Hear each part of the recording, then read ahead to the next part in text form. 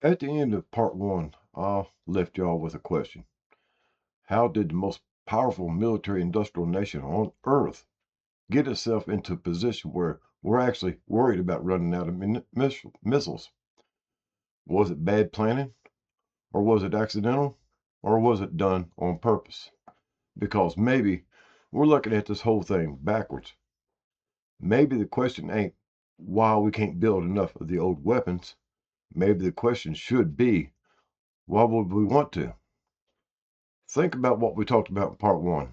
We've got old factories, old equipment, an aging workforce, suppliers are disappearing, supplies are going away, and production lines that just can't keep up. Weapons that cost millions of dollars a piece and can take months, even years to replace. So if we got to spend hundreds of billions of dollars rebuilding all the same old stuff anyway, why rebuild the same damn system? Why rebuild yesterday's military industrial complex when you can use that same money to build tomorrow's? Because warfare is changing. Look at Ukraine. Ukraine's shown that anything better than anywhere else. Drones, and a lot of them that don't cost millions of dollars. Some of them are based on technologies that ain't far removed from what stuff civilians can buy, like cell phone technology. They're cheap and they're disposable, and most importantly, they're replaceable. Well, I'm not talking about every military drone. We got some drones that cost several $1 million a piece, but I'm talking about the little stuff. The FPV drones, reconnaissance, decoys, one-way attack drones, electronic warfare platforms, cheap, disposable munitions. And think about the economics of that. If I can send a $5,000 or $10,000 drone at you, and you got to shoot a $1 million or multi-million-dollar missile at it, who actually wins that exchange? Yeah, you shot down the drone, but if I can send another and another and another, and it takes you months or years to replace the missiles you're shooting at them, sooner or later the math catches up.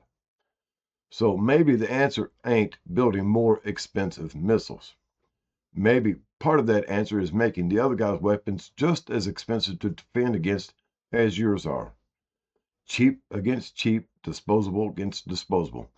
And that's where something else starts getting kind of interesting. Portable manufacturing. We've already seen development of mobile and containerized manufacturing systems where 3D printers and other equipment can be moved closer to where the drones are actually being used. I'm not saying that you push a button and a 3D printer and a computer and military drone pops out on the other side. It don't really work like that. You got to have some motors and batteries, electronics and sensors and cameras and processors and stuff like that. But you can pretty much print everything else you need for it, and you can get the replacement parts. You can change the designs, and you can assemble some of the stuff a whole lot closer to where it's actually being used on the spot. And think about what that does to the old supply system. Instead of building every finished munition in a giant factory thousands of miles away, putting it in a warehouse, putting it on a ship, flying it overseas, and putting it on a truck to finally get it to whoever needs it months down the road. And if you bring part of that factory with you, move it in when you need to, and change the design when you need to, build whatever you need closer to wherever you need it. That's a completely different way of thinking about military production. And we got to get into electronics. Now, China, I mentioned this a while back. China has been working with something they call military civil fusion.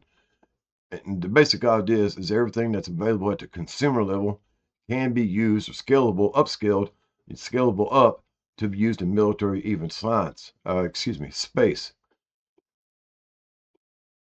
Something developed for consumers can be upscaled for military use, and some of that can be moved right into space itself. Scalable technology, processors, memory, cameras, navigation, GPS, communication sensors, and even artificial intelligence. Stuff that's on your cell phone right now.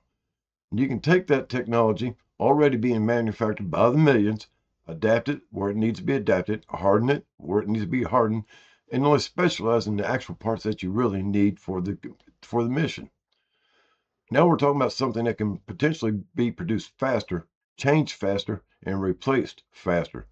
And then there's another side to this: direct energy weapons, lasers, high powered microwave systems. Things like that don't necessarily require you to fire another multi-million interceptor every single time something comes flying at you. Because if the other guy can send hundreds or thousands of cheap disposable drones at you, you got to find a cheap way of knocking the damn things down. Otherwise, he's going to bankrupt you just trying to defend yourself. With directed energy weapons, the question starts changing. Instead of asking, how many missiles have I got? You start asking, how much power have I got? How much heat can the system handle? How many targets can I track? How fast can I engage them? And that's a completely different kind of warfare. But here's where I'll start questioning some things, because none of this technology develops in a vacuum. We've watched military technology change and act on the actual battlefield for years. Look at Afghanistan and Iraq. They had IEDs, electronic warfare, surveillance, drones, communications, and countermeasures. We learned what worked. The other side figured out how to beat it. Then we figured out how to beat what they were doing. And that's what happens in war. Then came along Ukraine and Russia. And look what we've seen there. Drones everywhere. Electronic warfare, GPS jamming, cheap FPV systems, rapidly changing designs, counter drone systems, software changes, and 3D printing on the spot. One side develops something, the other side develops a countermeasure. Then somebody changes the weapon, then somebody changes the countermeasure. Over and over again. And now look at what is happening in the Middle East. Missiles, drones, interceptors, electronic warfare, air defense systems, and intelligence systems. If it's all being used under actual battlefield conditions, all of it is. And here's where something else I noticed. There's a whole lot of restraint being used. It isn't like we're all out into a war, feet on the street, if you know what I mean. Both on the Eastern European front, Ukraine and Russia, and in the Middle East with Israel, United States, and Iran and others. Now, there's plenty of reasons for that. Nobody wants Ukraine and Russia turned into a direct NATO-Russian war, and nobody wants the Middle East turned into something even bigger than it already is. I understand that, but restraint also does something else. It keeps the battlefield going. And that's where I've got to ask the question. Are these simply wars where new technology happens to be getting tested, or have the wars become testing grounds for the next generation of warfare? Obama and Trump both sent billions of dollars to Iran, if y'all remember. I'm not going to get into it and everything like that. You need to do your own research on that. But I am going to take the question one step further. Were any of these conflicts created specifically to test weapons? I'm not sure, but I think we should ask the question. We should always ask the question.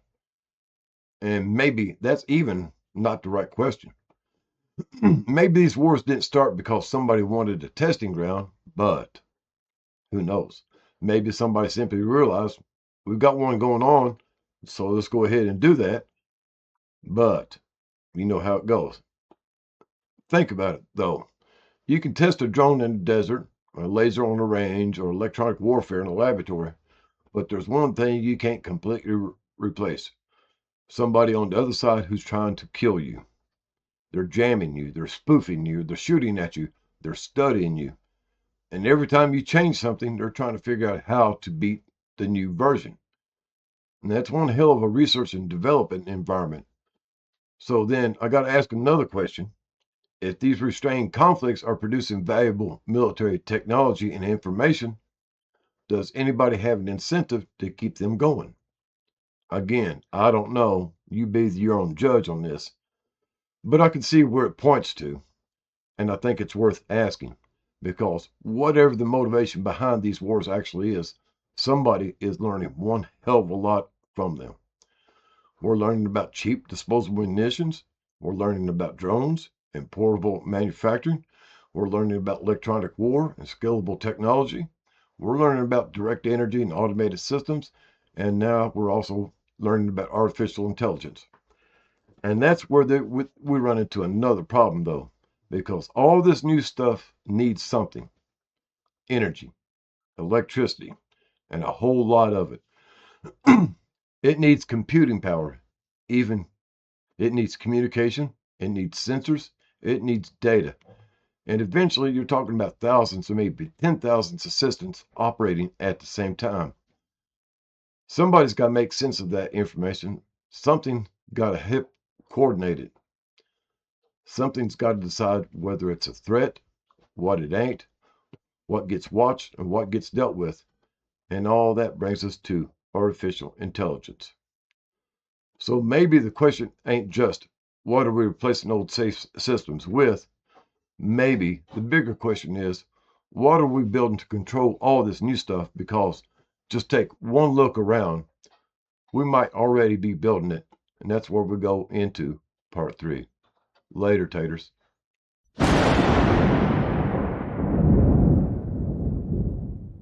Attention passengers, we've now reached our destination. We hope you enjoyed the flight and have a nice day.